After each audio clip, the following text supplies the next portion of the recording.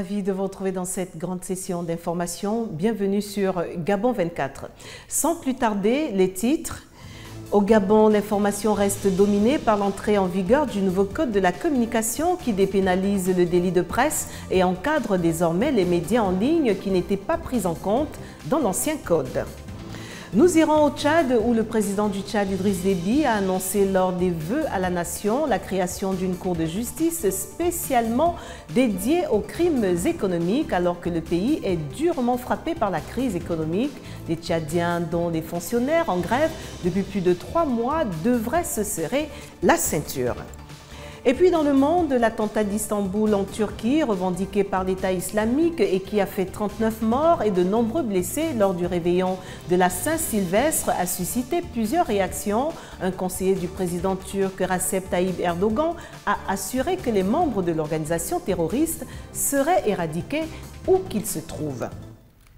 Voilà pour le fil conducteur de cette grande session. Madame, Monsieur, voici votre journal. Et nous commençons par la page du Gabon. Tout d'abord, l'actualité au Gabon reste dominée par l'entrée en vigueur ce 2 janvier du Code de la communication. Le texte désormais mis à la disposition des professionnels des médias nationaux réorganise le fonctionnement d'une corporation secouée par des dérives de tout genre. Les précisions avec Jamila Mbengman sur les images d'archives. Appelé à répondre aux besoins réels d'encadrement des professions de la communication, le nouveau Code de la communication entré en vigueur ce 2 janvier 2017 connaît quelques avancées significatives au nombre desquelles la dépénalisation du délit de presse qui, sauf en cas de récidive, interdit dorénavant l'emprisonnement des journalistes pour leurs écrits. Dixit Alain-Claude Bilébizé, le patron gabonais de la communication. Le texte désormais en application a fait l'objet de plusieurs interprétations en son article 45, faisant référence à l'anonymat et l'usage du pseudonyme qui, selon le ministre d'État, reste reconnu mais simplement encadré par le Conseil national de la communication. Et l'article 180 qui, quant à lui, rend solidairement responsable des délits commis en matière de communication l'éditeur, l'imprimeur, le producteur, le distributeur, l'hébergeur ou le diffuseur. Pour le gouvernement, la polémique née de la disposition querelleuse du Code obéit juste à une démarche, celle d'identifier de façon formelle le responsable de l'article. Aussi, s'agissant des patrons des journaux publiés au Gabon, il leur est désormais interdit de diriger leurs entités depuis l'étranger. Bien que réaffirmant les grands principes qui régissent le monde de la communication, dont l'interdiction de la censure, la liberté de la presse et la protection de la source entre autres. C'est donc un texte qui se veut équilibré, en ce sens qu'il prend également en compte l'ensemble des médias en ligne et les productions cinématographiques, à chacun d'être désormais en phase avec les lois régissant ce secteur. Selon le directeur de l'Office des ports ERAD du Gabon, l'OPRAG mise désormais sur les atouts apportés par les mutations et la création du nouveau site qui permet aux bateaux d'accoster et de décharger leur contenu. Rigobert Ikamboyan Deka l'a fait savoir ce lundi dans la matinale de Gabon 24. Des détails dans ce compte-rendu de Linda Gaël Maganga. L'Office des ports ERAD du Gabon se subdivise en plusieurs secteurs qui permettent à la structure de répondre efficacement et de façon pratique aux différentes missions qui lui sont conférées. Son travail est bien distinct de celui effectué par la marine marchande. Cette loi est une loi fondatrice de la nouvelle gestion des ports du Gabon, en ce qu'elle sépare les fonctions de régulation qui, elles, sont assumées par l'autorité portuaire OPRAG, et les autres fonctions qui sont les fonctions d'exploitation commerciale qui, elles, sont gérées, exploitées par les opérateurs portuaires. Donc, l'OPRAG a comme mission principale d'assurer la mise en œuvre des orientations du gouvernement en matière de développement de l'outil portuaire.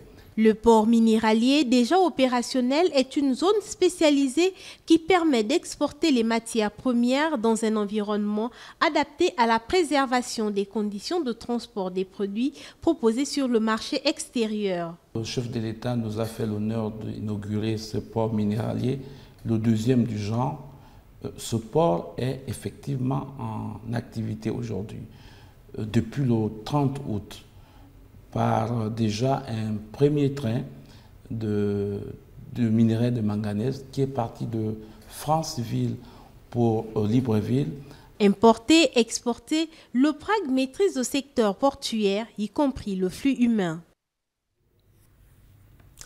À l'heure où de nombreuses personnes se remettent des soubresauts des fêtes de Noël et de la Saint-Sylvestre, d'autres ont choisi ce lundi de se rendre dans les marchés de Libreville pour faire leurs courses. Occasion pour notre rédaction de se rendre sur les lieux pour constater ce qu'on peut retrouver dans le dit panier de la ménagère. Les détails dans ce regard de Mirandongué. Au lendemain de la célébration de la Saint-Sylvestre au Gabon, les marchés de la capitale restent toujours autant fréquentés, malgré l'impact sur le panier de la ménagère au regard de nombreuses dépenses effectuées. Je n'ai pas fait les courses, l'essentiel c'est que je passe mes fêtes étant en bonne santé, mes enfants en bonne santé, mon mari. La situation économique du pays ne nous permet pas de pouvoir remplir notre panier, donc on vit au jour le jour quand c'est même possible.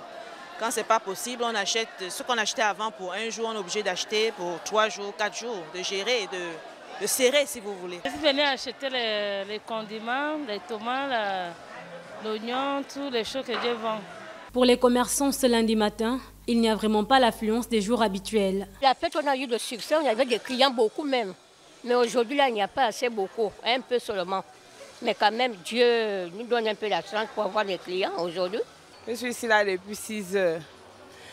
Bon, il y a des travailleurs qui viennent, qui repartent parce qu'il n'y a pas le travail. Et c'est à travers eux que nous ici on vend quand ils viennent le matin pour faire le marché. Mais il n'y a pas vraiment les clients. Il n'y a même pas, on dirait que c'était des temps morts, on dirait qu'on avait deuil, il n'y avait pas de clients. Absolument pas. À Libreville ce lundi matin, les rues étaient presque désertes. Seuls quelques courageux ou obligés faisaient leurs courses. Quelques-uns ont certainement remis le couvert, d'autres, eux, n'ont pas changé leurs bonnes habitudes. Les lendemains de fête de fin d'année dans et le repos qui continue pour les agents de l'État, ce lundi 2 janvier était dit chômé et férié sur toute l'étendue du territoire national, sauf pour certains domaines du secteur des petites et moyennes entreprises. Les commerces ont repris tout doucement. Le constat de Bienvenue Nelkem.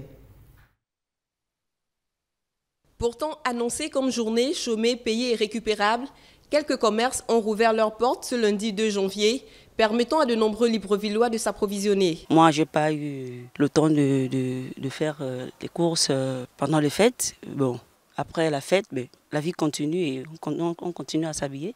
On doit porter des beaux habits tout le temps. Ce n'est pas seulement pendant les fêtes qu'on doit tout sortir. Au lendemain des fêtes, plusieurs commerçants jugent opportun d'ouvrir leurs magasins. Il y a les gens qui n'ont pas le temps de passer demain pour venir acheter les choses. Et comme ils ont un peu le temps aujourd'hui, là, comme c'est férié, ils ont quand même passé pour venir nous faire quand même un peu de la recette. Quelqu'un qui n'est pas venu pendant la fête, la personne n'a pas eu le temps. Donc la personne peut venir, même après la fête, il n'y a pas de problème. Mais les habits à tout bout de temps, les gens peuvent venir. Je suis venue aujourd'hui juste pour faire le ménage.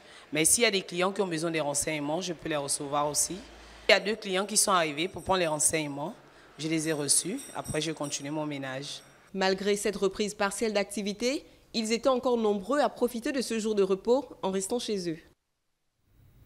Le secteur du commerce, c'est aussi la vie du centre d'appui à la pêche artisanale de Libreville. Le niveau de fréquentation du Capal pendant les fêtes semble avoir atteint les sommets, mais ce lundi, les usagers n'étaient pas au rendez-vous de ce marché. Retrouvons Bienvenue Nelkem. Face à l'envolée des prix des produits de la pêche, la Direction générale de la pêche et de l'aquaculture du Gabon a initié le 16 août dernier une opération de vente de poissons à bas prix au Capal, le centre d'appui à la pêche de Libreville. Après les journées portes ouvertes de décembre dernier, de nombreux Gabonais ont choisi le Capal pour s'acheter leurs produits pour les fêtes, au grand bonheur des poissonniers. Seulement ce lundi 2 janvier, journée chômée payée, les clients arrivent à compte-gouttes. On vend toujours comme d'habitude. Oui, quand même, il y a eu quand même beaucoup de clients par rapport à le prix.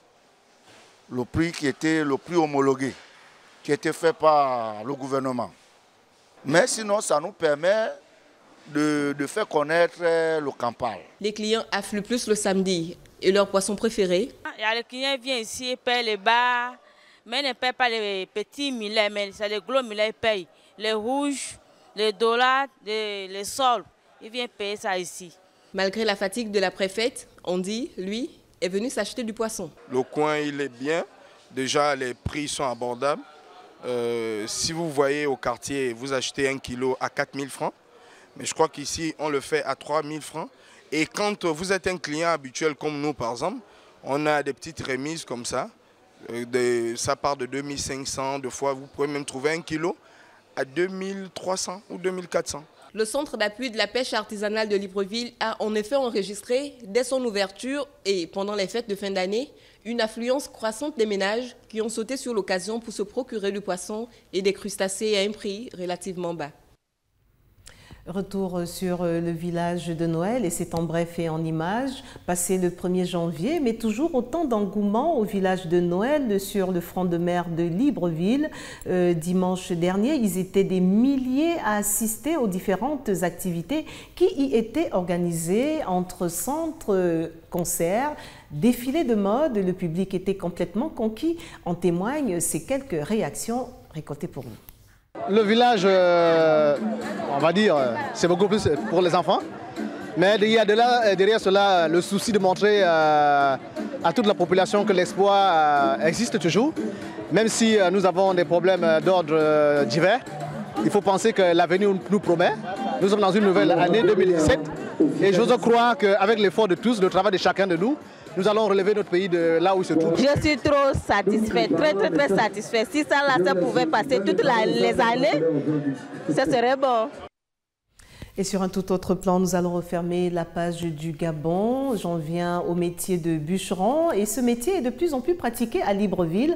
Le cas de Serge Belinga qui, suite à la chute d'un arbre sur la chaussée ce lundi matin, a mis son savoir-faire de bûcheron en pratique au quartier La Caisse. Nous sommes là dans le 6e arrondissement de Libreville, tout simplement pour dégager la chaussée. Le compte rendu de Lariska Lormamengi sur les images de Joël Tatou. Certainement frappé par le poids de l'âge, cet arbre assez robuste tombé sur la chaussée ce lundi a obstrué le passage des véhicules pendant plusieurs heures sur la voie express au quartier La Caisse dans le 6e arrondissement de Libreville. Arrivé sur les lieux, la mairie de la ville s'est attachée les services d'un bûcheron, Belinga Serge. J'ai été sollicité plusieurs fois par la mairie, parce que la mairie s'occupe toujours de ce genre de travaux. Et c'est ce que j'ai fait. J'ai été sollicité par la mairie de venir dégager la voie express. Celui qui se fait appeler affectueusement le Nganga des arbres est fier de son métier. Sollicité par les administrations et même les particuliers, il gagne sa vie avec son métier. On se débrouille avec, que d'aller voler, on se contente de ce qu'on fait. Poursuivons cette grande session d'information en Gambie où les mesures prises par la communauté économique des États de l'Afrique de l'Ouest à l'endroit de la Gambie sont mal perçues par le président gambien. Yahya Jammeh, qui refuse de quitter le pouvoir, parle de déclaration de guerre. Le récit de Linda Gaël Maganga. Le président Yahya Jammeh qui est revenu sur sa position après avoir reconnu la victoire de l'opposant Adama Barrow à l'issue de l'élection du 1er décembre 2016 en Gambie, estime désormais que la CEDEAO lui a fait une déclaration de guerre. La CEDEAO a décidé de faire respecter les résultats des urnes et des institutions démocratiques en Gambie. Les pays membres ont déclaré tout mettre en œuvre pour la protection des civils et autoriser les forces armées à intervenir en cas de besoin. Des mesures provocatrices selon celui qui a géré la Gambie depuis près de 22 ans et qui s'exprimait au cours des messages à la nation à l'occasion du Nouvel An. Il faut retenir, pour être tout à fait complet sur cette question, que le président gambien Yahya Jammeh, qui accuse la CEDEAO de partialité, a aussi exclu de participer à toute négociation avec l'organisation ouest-africaine et a réitéré sa demande d'annulation de l'élection du 1er décembre dernier. Au pouvoir depuis plus de 22 ans, Yahya Jammeh avait dans un premier temps reconnu sa défaite et félicité l'homme d'affaires Adama Barrow, vainqueur du scrutin selon les résultats proclamés le 2 décembre par la commission électorale indépendante. Direction le Sénégal. Le pays, selon un communiqué officiel, a rapporté donc samedi par la télévision publique que le président Macky Sall a gracié 500 détenus à l'occasion de la fête de fin d'année. Nombre de prisonniers qui ont bénéficié de cette grâce avaient été condamnés définitivement pour des infractions diverses. Marina Boissa s'en fait l'écho. C'est au total 497 détenus qui ont bénéficié d'une grâce présidentielle au Sénégal à l'occasion de la fête de fin d'année. Ce communiqué officiel fut rendu public samedi par la télévision nationale. Selon le texte, ils bénéficient de remises totales de leur peine. Il s'agit ici des prisonniers qui avaient été condamnés définitivement pour des infractions diverses et qui étaient détenus dans les différents centres pénitentiaires du Sénégal. Toutefois, la mesure de grâce exclut toutes les personnes condamnées pour des infractions particulièrement graves comme certains crimes de sang, attentats aux mœurs et trafic de drogue. Rappelons qu'en juillet dernier, 600 détenus avaient bénéficié de la grâce présidentielle à l'occasion de l'Aïd el-Fitr, fête marquant la fin du Ramadan. 2 semaines auparavant, cette même mesure avait été prise en faveur de l'ancien ministre Karim Wade, fils de l'ancien président Abdoulaye Wade. Placé en détention préventive à Dakar depuis avril 2013, il avait été jugé avec d'autres co-accusés et condamné en mars 2015 à 6 ans de prison ferme et à plus de 210 millions d'euros d'amende pour enrichissement illicite, ce qu'il a toujours nié. Le verdict a été confirmé en appel en août 2015, mais de nombreux Sénégalais s'étaient déclarés choqués par cette libération. Élu en mars 2012, Macky Sall a pour ambition de lutter contre la corruption et se veut être le chantre d'une gouvernance vertueuse. Je vous l'annonçais à l'entame et nous partons pour le Tchad où, convaincu que le détournement de fonds est un frein à la croissance, le président Idriss Déby a annoncé la création d'une cour de justice spécialement dédiée aux crimes économiques lors de sa présentation des vœux de fin d'année. Cette cour, dont les détails ne sont pas encore connus, suscite scepticisme et circonspection. Le président tchadien a aussi annoncé qu'en 2017, les Tchadiens devraient se serrer la ceinture, ce qui augure mal pour les fonctionnaires en grève depuis plus de 3 mois. Lardin Guemamba. Le chef de l'État tchadien Idriss Déby a reconnu lors de son message à la nation qu'en plus de la conjoncture économique défavorable, d'autres facteurs ont compromis le développement du Tchad. Nous devons reconnaître aujourd'hui que la corruption et les détournements ont gravement consommé les ressources nécessaires au développement du pays, a déclaré Idriss Déby. C'est pourquoi la lutte contre les prédateurs sera plus que jamais renforcée et une cour spécialement dédiée aux crimes économiques et à la corruption sera mise en place dès le premier trimestre de l'année 2017, a ajouté le président tchadien. Dans l'opinion tchadienne, l'annonce est plutôt accueillie favorablement. Cependant, beaucoup s'interrogent sur l'efficacité d'une telle cour. Il existe déjà l'inspection générale d'État et la Cour de comptes. Si la corruption et les détournements persistent, il s'agit plutôt d'une question d'hommes que d'institutions, estime un analyste. L'année 2016 qui s'achève a été particulièrement épouvantable pour le Tchad. Cette annonce, comme quoi les Tchadiens devront serrer la ceinture, augure mal pour les fonctionnaires en grève depuis près de 3 mois.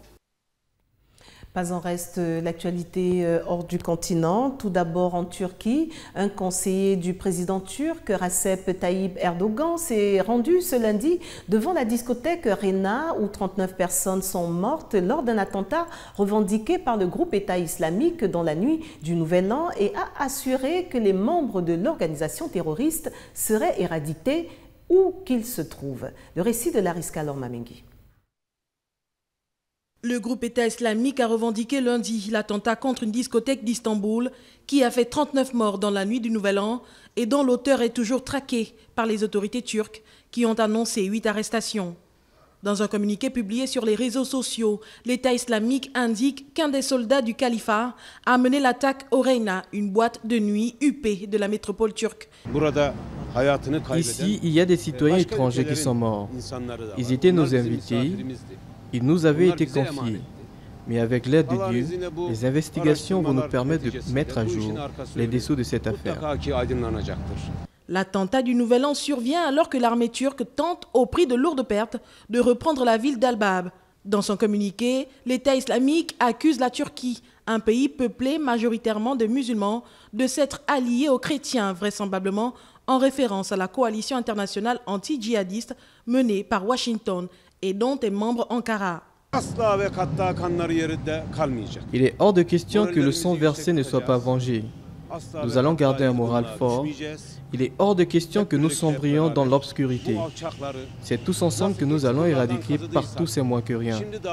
Dans les montagnes, dans les plaines, dans les institutions, où qu'ils se trouvent, nous allons les éradiquer. L'attentat de Reyna marque une entrée sanglante en 2017 pour la Turquie, déjà secouée en 2016 par une tentative sanglante de coup d'État et une vague d'attentats liés aux djihadistes ou à la rébellion kurde. Et puis, en lien avec cet attentat en Turquie, retour en Afrique où les dépouilles des 2 victimes tunisiennes de l'attentat dans une boîte de nuit d'Istanbul, la nuit du Nouvel An, sont arrivées à l'aéroport de Tunis ce lundi. Retrouvons Dariska Lormamengi. Les familles des victimes étrangères ont récupéré lundi les corps de leurs proches tués au cours de l'attaque. L'une des victimes est franco-tunisienne et je pense beaucoup aujourd'hui à sa famille, à ses parents et cette petite Chérine qui a 5 mois et qui, de facto, est orpheline de ses parents, est aujourd'hui pupille de la nation française qui l'accompagnera jusqu'à son adolescence. D'après les derniers chiffres des médias, 12 Turcs sont décédés dans l'attentat au Reyna, dont un Belgeo-turc et 27 étrangers. Parmi les étrangers tués, pour la plupart originaires des pays arabes, figurent 2 Jordaniens, 3 Irakiens et 3 Libanais.